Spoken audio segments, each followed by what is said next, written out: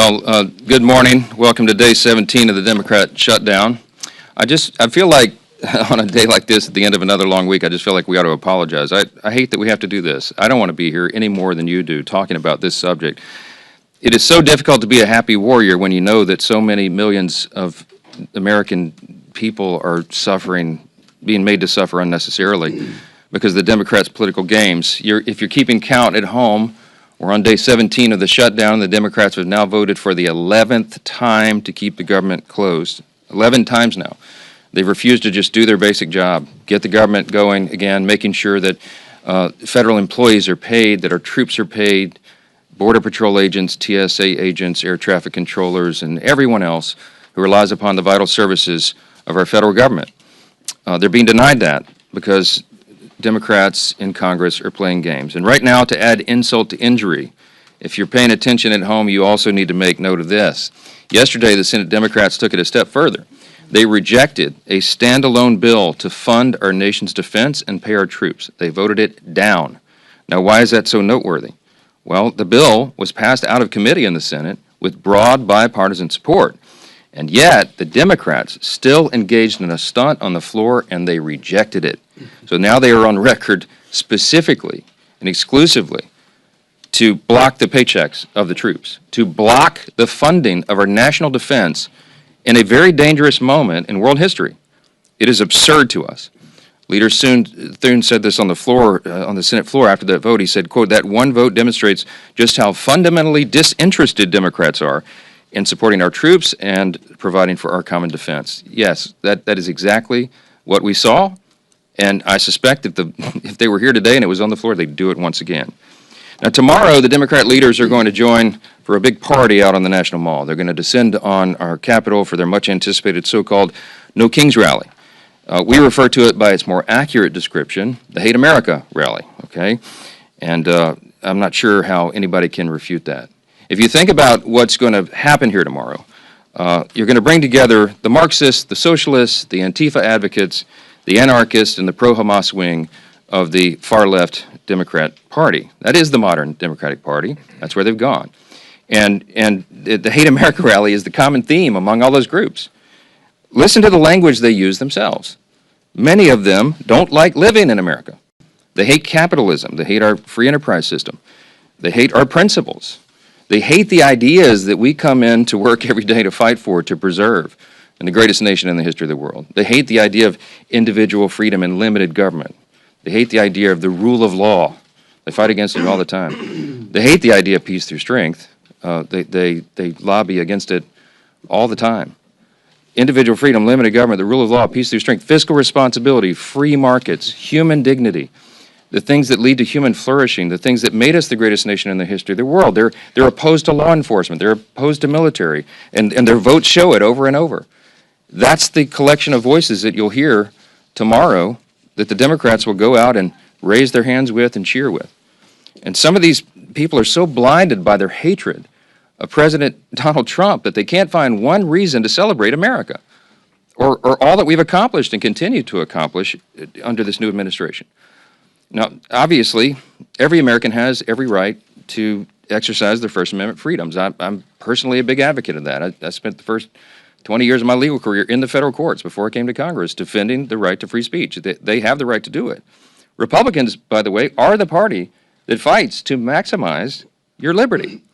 And we believe, just as our founders did, that every American has been endowed by God himself with unalienable rights, and that includes the rights to life and liberty and the pursuit of happiness.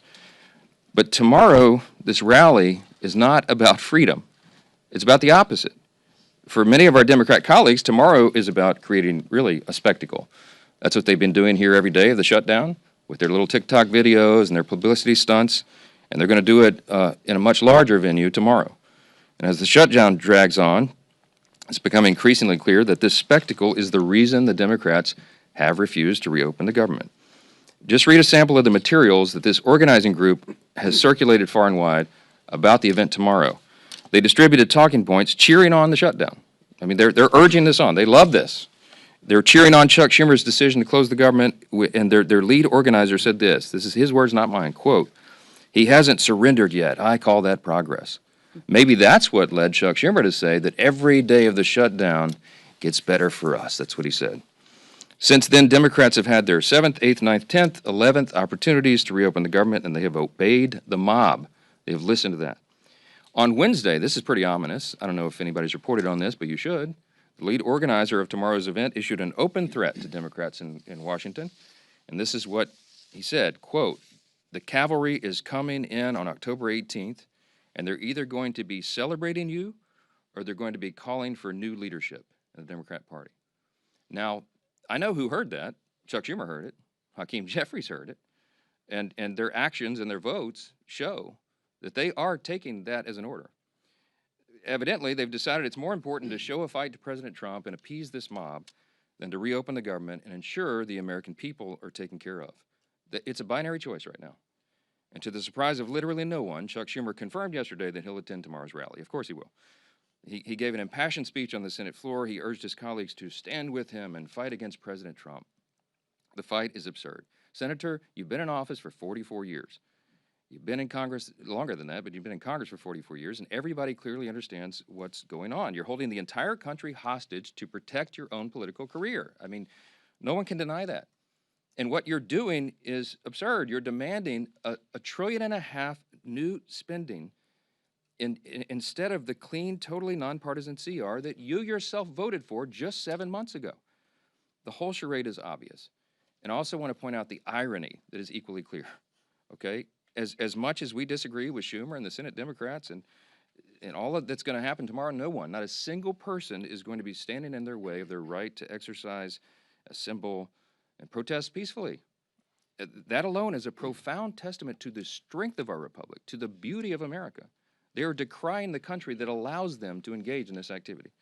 And the last time I checked, Americans have more freedom right now to express themselves and speak their minds after Republicans took over and ended the years of having millions of Americans' voices systematically silenced during the COVID pandemic years and the left's cancel culture. It is the Republicans that restored your right to share and speak your mind.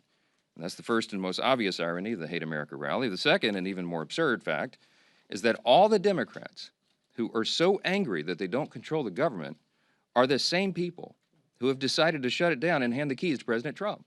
That's the great irony. Chuck Schumer said it himself. I brought just 2 lines out of his New York Times op-ed that he wrote and published March 18th of this year. And he pointed out there, in a shutdown, this is his words, the Trump administration would have wide-ranging authority. He said there's no check on their determinations on what is essential and what is not. Chuck Schumer put it in writing and published it. He knew this scenario, and he is the one that has decided to hand the keys to the kingdom to President Trump. When he shut down the legislative branch, the chief executive has the authority to make the decisions in the executive branch. He has no choice. They have turned off the funding streams, and they have to triage the situation with federal spending. Everybody on the mall this weekend should recognize and remember who's responsible for taking the reins of Congress and handing them to President Trump. It's Chuck Schumer. He's the one that's done it, and he can make it stop tomorrow if he had the courage to tell you the truth. But he's incapable of telling the truth right now, and he's doing something that's unprecedented. Never in the history of Congress has a party shut down the government over a clean CR. This is an unprecedented event, and it's inexcusable.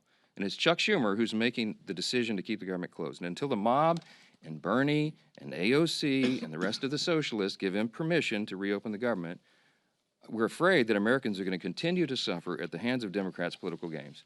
I doubt Americans will hear that on the protest stage tomorrow, but that is the truth. And it's why Republicans are here and will continue to be here every single day, sharing the facts with the American people for as long as it takes. In just a moment, you're going to get to hear from our dear friend and colleague, the chairman of our Armed Services Committee, Chairman Mike Rogers of Alabama. As I mentioned at the top of the remarks, Democrats have voted 11 times now to block the paychecks for our troops.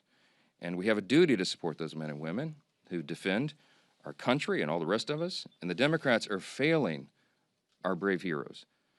Chairman Rogers is here to tell you more about that and the other grave implications for our national defense and our military readiness. I'm happy to introduce him to you right now. Chairman Rogers. Thank you, Mr. Speaker. I appreciate that. I appreciate all of y'all being here and focusing on what this means for us. We are very fortunate that President Trump found a way to pay our troops this Wednesday on their payday. For those of you who aren't aware, this country has never, for the last 148 years, because of congressional inaction, failed to pay the troops on time. 1877 was the last time. That would have happened this Wednesday, but for what President Trump did. I do want you to know that that option is not going to be available in 2 weeks for their next paycheck. We had 2 million service members that were able to get paid this week because of President Trump's creativity. And these are families that are serving around the world, many of them in very unfavorable conditions, making huge sacrifices for our freedom and safety. And most of them live paycheck to paycheck. Most of them have less than $3,000 in savings, and 1 in 5 of them only have one source of income. So this is very real for these folks. Now, the 500,000 civilian federal employees, they're going to miss their first paycheck next week, and then the rest of them the week thereafter. This is going to get really painful for a lot of civilian employees. Obviously, I think about the DOD civilian employees, but throughout the federal workforce, people will start missing their first paycheck next week and the week after, and it is solely at the feet of Chuck Schumer and the Democrats in the Senate. This body has passed a funding bill that just continued the Biden budget for a few weeks while we negotiated, and it's the Democrats who have decided to shut this government down. Another consequence that we're dealing with, we were just informed last night by the National Nuclear Security Administration, the group that handles and manages our nuclear stockpile, that the carryover funding they've been using is about to run out. They will have to lay off 80% of their employees. These are not employees that you want to go home. They're managing and handling a very important strategic asset for us. They need to be at work and being paid. Other things that some of our civilian and active duty, the active duty employees are having to suffer is they don't get to do routine medical and dental care when they're in a shutdown. They don't have tuition assistance when they're in a shutdown. If you're got a permanent duty change of station that's occurred during the shutdown, you're just stuck. Your apartment may already be closed. You may be your furniture on a truck going somewhere, and you're just stuck in limbo. All these things are real life problems for people that are being imposed on them by the Democrats. Russia, China, Iran, North Korea, their governments are not shut down. These are the members of the axis of evil that we're having to deal with, and we need our Defense Department operating on all cylinders. Y'all know we've recently passed the reconciliation bill. We're in the middle of contract negotiations for nuclear submarines, for destroyers, for aircraft carriers. All that had to stop because of this. We have personnel that are supposed to be analyzing our intelligence gathering. They're gone home. They've gone home. They can't do their jobs. This has very real national security implications that Chuck Schumer has imposed on this country, and it needs to end. It needs to end, especially now before people start missing paychecks. And with that, I'll yield to the leadership. Thank you, Chairman Rogers. Well, Chairman Rogers just laid out some of the dire consequences that are happening today because Chuck Schumer decided to shut down the government. And a lot of people ask, what's the off-ramp? And especially they ask, what changed in Chuck Schumer from just a few months ago, back in March when Chuck Schumer voted for these very same funding levels? Chuck Schumer himself voted for these funding levels in March, and today he's shutting the entire government down, jeopardizing America's national security over those same levels. And so what changed? And I think you don't need to look any further than what you saw on the stage in New York last night. A debate between the leading candidates for mayor of New York to see how far Chuck Schumer's party has moved to the socialist left. When you see Mondami, who's the leading candidate, and by all accounts is going to win going away for mayor of New York, has taken over the Democrat Party in the state of New York. And his main opponent on that stage, there is no bench in the Democrat Party. It was disgraced former Governor Cuomo, who was run out of office for, among other things, instituting policies during COVID that led to the death of thousands of senior citizens. That's the best that the Democrat Party has to offer in the city of New York.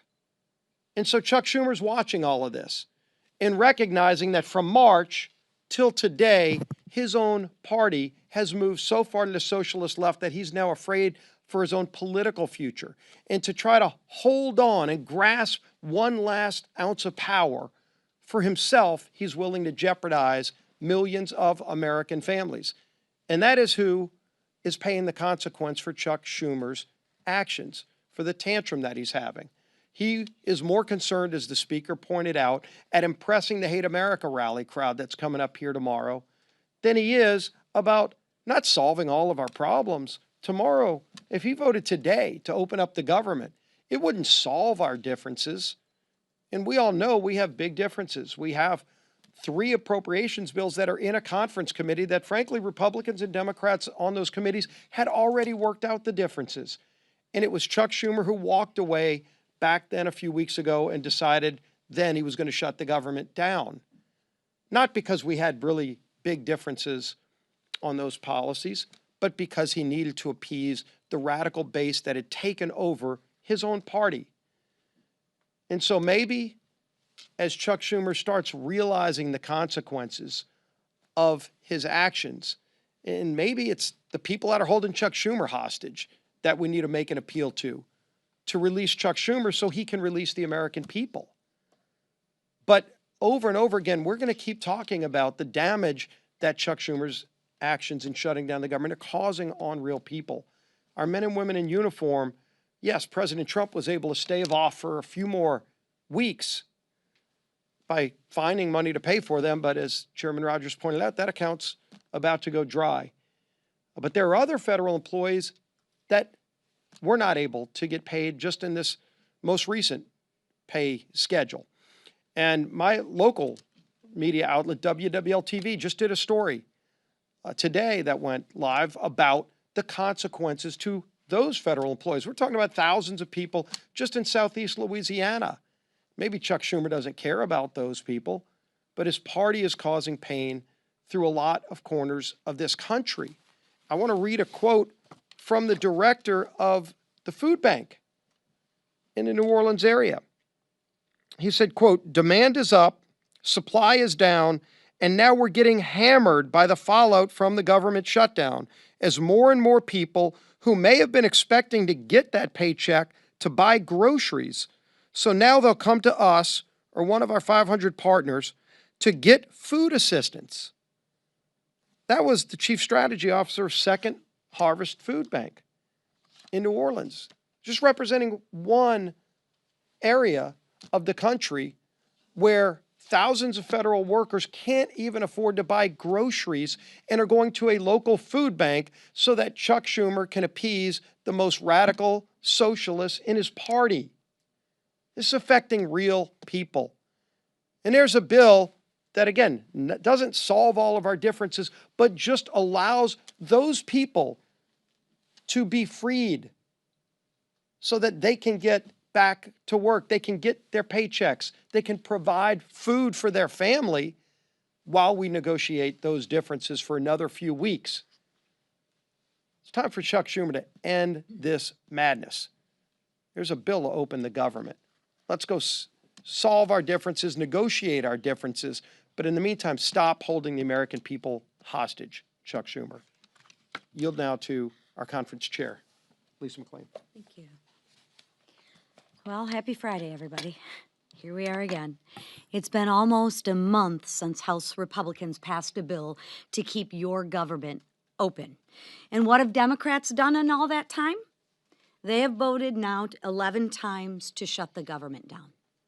Shut the government down. 10 times to deny paychecks to troops. 10 times to block food assistance from struggling moms and families. 10 times to close our national parks. And 10 times to force our TSA agents, Border Patrol officers, and air traffic controllers to work without pay. Why? Ask yourself why. Because Democrats are holding the American people hostage, using you as leverage to demand more wasteful spending. That's what they want, to the tune of $1.5 trillion of that. And what do they want you to spend your money on? Well, again, let's take a look at it again. I know I sound like a broken record, but these are the facts. Government benefits for illegal immigrants. They want to spend your tax dollars on that. They want to spend your tax dollars on handouts to left-wing media outlets. They want to spend your tax dollars on to fund LGBTQ awareness campaigns, not here, but overseas, right? Because your money should be spent on LGBTQ awareness overseas. And pet projects that President Trump already shut down for being wasteful and woke. See, the Democrats like the wokeness, and they advocate for the waste, the fraud, and the abuse. And they advocate for that on your backs and with your money. It makes no sense until you see who's really calling the shots. This weekend, we'll see mobs of radicals at the I Hate America rally. And you'll see them across the country. These are the same activists who pressure Democrats to keep our government closed, to hurt you, to divide us, and to push their far left agenda. So when you see those images, remember this. This is who Democrats are fighting for. Not you, not our troops, not the hardworking moms down the street. They're fighting for the most radical voices in America. And make sure that they own that. Right? It's time to stop catering to the protesters and start standing with the American workers. Open the government, pay our troops, reject Chuck Schumer's dirty little deal, and let's get back to work for the American people. Thank you. Okay, questions? Yes, sir. Mr. Speaker, what's your message to the 170 or so U.S. citizens who have been detained by ICE? About 20 of them are children. And to your GOP colleagues, do you support ICE raids in the agriculture and hospitality sectors of your districts? I don't know what you're talking about with the children. I do know that ICE is. 170 U.S. citizens, according to ProPublica, have been detained by ICE so far since January. Okay, I haven't seen that, so I'm not going to comment on it. But I will tell you that ICE is doing the job that the American people demanded that they do. If you look back at the election results of 2024, it was overwhelming. And virtually every poll noted that the border and the issues that came from the open border were the number one issue on the minds of Americans. It's largely why President Trump won such an overwhelming victory in the election, won all 7 swing states and 75 million popular votes. House Republicans got 74.8 million popular votes, the highest vote total we've ever had in history, and largely because we were talking about the madness of the open border and all the chaos that ensued and came from that. Now, the border has been totally closed. There's virtually 0 illegal crossings now in the last 4 months as it's been recorded, and that's because you have strong leadership. The Immigration and Customs Enforcement, that's what ICE stands for, don't forget. They're enforcing federal law. They're enforcing the federal immigration law. There's about 20 million people who crossed that border when it was wide open for 4 years. And a lot of them are very dangerous people that need to be rounded up and sent right back home, and they're doing their very dead level best to do that. But anyone who breaks our law has to make account for that, because you have to enforce the law or you don't have a sovereign country. If you don't have a border, you don't have sovereignty. The administration is doing the best they can. They're trying to ensure that we get some sanity back to the situation. Ultimately, we need comprehensive immigration reform to deal with all this. You'll never be able to round up 20 million illegal aliens, but they've focused their attention early on, and you can see by their actions, they focused on the dangerous criminal illegal aliens who came across the country, and that has been roundly applauded by everyone in America because it did us great harm. And it will continue to do us great harm if you don't have a strong commander-in-chief. Yes, ma'am. Yes. Thank you very much. Hakeem Jeffries earlier today said to expect swift legal action if Adelita Grijalva isn't sworn in today during the pro forma session. What's your reaction to that? Are you still committing to only swearing her in once the House is back in I thought Hakeem was a better attorney than that. It's a publicity stunt by a Democrat attorney general in Arizona who sees a national moment and wants to call me out. She has nothing whatsoever to do with what's happening in Congress. Rep-elect Grijalva is to be congratulating for winning her late father's seat. We love that. We're going to administer the oath to her as soon as we get back to our regular legislative session, as I've said 1,000 times. That is the issue. I'm following the Pelosi precedent, by the way, as I've noted here. Our dear friend and colleague, Julia Letlow from Louisiana, won her special election in similar circumstances, replaced her late husband, who passed away tragically because of COVID, Luke, our friend. And Julia won the race, and Nancy Pelosi took 25 days to administer the oath to her, and no one held a rally or stomped around or barged indoors or did TikTok videos about it, because we understood that was the way the process works. If you look over the history of the institution, this is how it works. No one is impeding her. And by the way, I would say to Rep. Grijalva, if her Democrat colleagues and leadership have not informed her, you can be serving your constituents right now. You have an office. She's hired 16 employees. They keep going by and knocking on the door and pretending it's locked. If it's locked, it's because Rep. Grijalva is choosing not to represent her constituents. She can be handling their calls, directing them appropriately, and doing lots of important work right now. I don't know if she is. I hope she is. No ill will towards her at all. I'm going to congratulate her, as I do every colleague who comes in, and we'll do it as soon as we can get the government open again, and get all these Americans who are suffering taken care of. Yes, ma'am. Back here. Thank you. What is your reaction to Representative Marjorie Taylor Greene saying this is a serious issue in regards to Representative Corey Mills and accusing you of hypocrisy over the handling of this situation versus George Santos? I don't know. I try not to react to what Marjorie Taylor Greene says every day. I did see, somebody told me that she accused me of ousting Santos, which of course is the exact opposite of the history. Everyone can go review what happened. I opposed his expulsion from Congress. I voted against it. I advocated to my colleagues not to do that. And you can take George Santos's word for it himself. I think right before he submitted to prison, he did a very friendly social media post about me and how I'd been such a great friend to him and a help to the guy. I had a lot of, I was trying to reach out to him as I would any colleague who's in a difficult situation. And I'll be frank. I talked to George Santos about redemption and about, God's mercy and grace. So look, I don't know what Marjorie's talking about.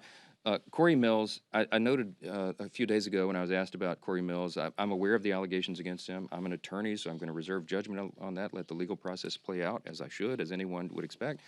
But what I said about Corey from the podium, I meant he's been a very hardworking member of Congress. He digs in deep on his areas of expertise and all of that, and he served his constituents faithfully, so far as I've seen. I mean, he's been, a hardworking colleague here. With regard to what's going on in his personal life, I don't know. I mean, I know people want me to throw colleagues under the bus. I don't do that. I'm not going to do that. And we'll let the legal process play out. So thank y'all so much.